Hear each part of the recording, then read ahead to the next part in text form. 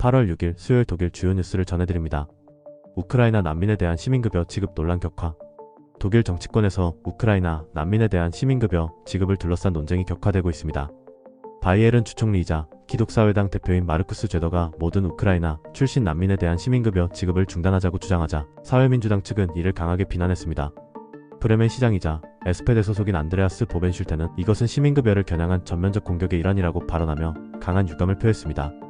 그는 연정 합의서의 잉크도 마르지 않았는데 또다시 논란을 일으키고 있다며 이런 식으로는 잘 될 리 없다고 비판했습니다.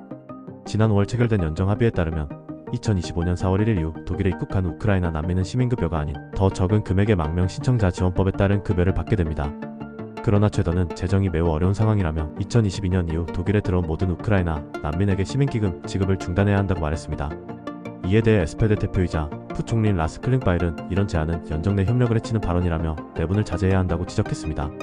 한편 연정 내부 균열을 우려하는 목소리에 대해 체데우 소속 총리실 장관 토르스텐 프라이는 현 단계에서 연정 내 갈등은 보이지 않는다며 연정 합의가 존재한다면 언제든 추가 논의는 가능하지만 결국에는 합의가 우선된다고 밝혔습니다. EU 미국 간 관세 협정 후폭풍 7,500억 달러 에너지 수입 약속 누가 비용을 댈 것인가? EU 집행위원회는 미국 대통령 도널드 트럼프에게 그의 임기 내 3년간 미국산 에너지를 총 7,500억 달러어치 수입하겠다고 약속했는데 이는 연간으로 환산하면 약 2,500억 달러 규모다. EU 집행위원장 우르줄라 폰 데어 라이엔은 이 약속이 러시아산 에너지의 완전한 대체를 목표로 한 것이라고 설명했으며 수입 대상에는 액화천 연가스, 석유, 핵연료 등이 포함된다고 하였습니다. 하지만 전문가들은 단순한 계산만으로도 이 약속이 비현실적이라고 경고했는데 현재 EU는 미국으로부터 연간 약 1,000억 달러 규모의 에너지를 수입 중이며 이를 2.5배로 늘리는 것은 구조적으로 어려운 과제라는 점입니다. 2025년 상반기에도 여전히 EU의 LNG 수입 중 15%가 러시아산이었는데 이를 모두 미국산으로 대체한다 하더라도 목표의 일부에 불과한 형편입니다. 더욱이 EU는 2028년까지 러시아산 가스 수입을 단계적으로 중단할 계획이어서 당장 미국산으로 대체한다는 약속과는 시기적으로도 맞지 않습니다. 일각에서는 이번 합의가 실질적 분석 없이 정치적 필요에 의해 서둘러 체결된 것 아니냐는 지적도 나옵니다. 유럽 내 기업들은 미국발 관세 불확실성으로 인해 빠른 타결을 원했지만 그 대가로 현실성 없는 에너지 수입 약속을 한 것 아니냐는 의혹입니다. 주 4일 근무제 도입 논쟁. 독일 내에서 주 4일 근무제 도입을 둘러싼 논쟁이 격화되고 있습니다. 노동시간 단축이 개인의 유연성과 삶의 질을 높이는 한편 국가의 생산성과 번영을 해칠 수 있다는 우려도 제기되고 있습니다. 메르츠 총리는 지난 5월 중순 지금보다 더 많이 그리고 효율적으로 일해야 한다며 4일 근무제와 워라밸 중심의 흐름이 국가의 번영을 위협한다고 강하게 비판한 바 있습니다. 그러나 노동시장 및 직업연구소의 엔초 베버 교수는 과도한 노동시간 주 40시간 초과는 오히려 생산성을 떨어뜨린다며 이에 대해 반론을 제기하고 있습니다. 실제로 4일 근무제 실험에 참가한 일부 기업에서는 병가율 감소 등의 긍정적 효과가 관찰되었다는데 민스터 대학의 연구에 따르면 4일제를 시험 도입한 41개 기업 중 30곳이 실험 이후에도 제도를 유지하기로 결정했다고 밝혔습니다.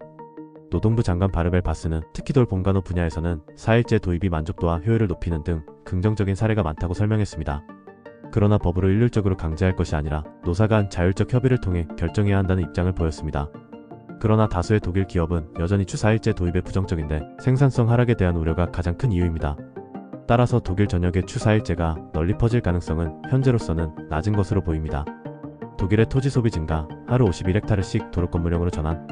연방통계청에 따르면 2020년부터 2023년까지 하루 평균 51헥타르의 면적이 새로운 주거 및 교통용도로 전환되었는데 이는 2019에서 2022년 사이에 하루 49헥타르보다 더 높은 수치입니다.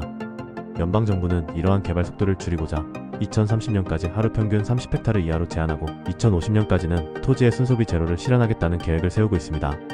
즉, 새롭게 개발되는 만큼의 면적을 동시에 자연으로 복원해 전체 개발 면적이 늘지 않도록 하겠다는 것입니다. 현재 독일 전체 면적 약 3,580만 헥타르 중 약 14.6%에 해당하는 520만 헥타르가 정착 및 교통용지로 사용되고 있습니다.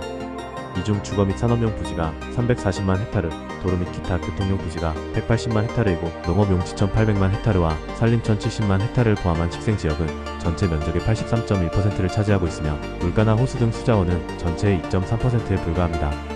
독일 연금제도 개편 추진 지속 가능성과 형평성 사이의 균형 과제.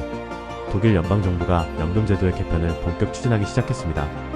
고령화 사회로의 진입과 재정부담 증가 속의 기존 체계는 지속 가능하지 않다는 진단 아래 연금개혁은 연립정부가 직면한 가장 복잡한 과제 중 하나로 평가되고 있습니다. 독일 정부는 8월 6일 첫 개편 조치를 내놓을 예정이며 보다 근본적인 개혁안은 여름휴가 이후 구성될 전문가 위원회를 통해 2027년 전까지 마련한다는 계획입니다. 1990년대까지만 해도 연금제도는 비교적 자립적인 재정 구조를 유지했으나 현재는 소득자 대비 수급자 비율이 역전되며 구조적 위기에 직면했습니다. 1992년에는 납부자 2.7명당 수급자 1명이었는데 현재에는 납부자 1.9명당 수급자 1명이며 2050년에는 납부자 1.3명당 수급자 1명이 예상되고 있습니다. 또한 평균 수급기간도 남성 기준 1998년 13.6년에서 2023년 18.8년으로 증가했는데 이로 인해 현재 구조화에서는 장기적으로 재정 유지가 불가능하다는 평가가 지배적입니다. 정부는 수급의 하한선을 유지하고자 하는데 이에 따라 현재 평균 소득의 48% 수준인 연금액을 2030년까지 보장하기로 했습니다. 그러나 이는 보험료율 인상으로 이어질 위험이 있습니다.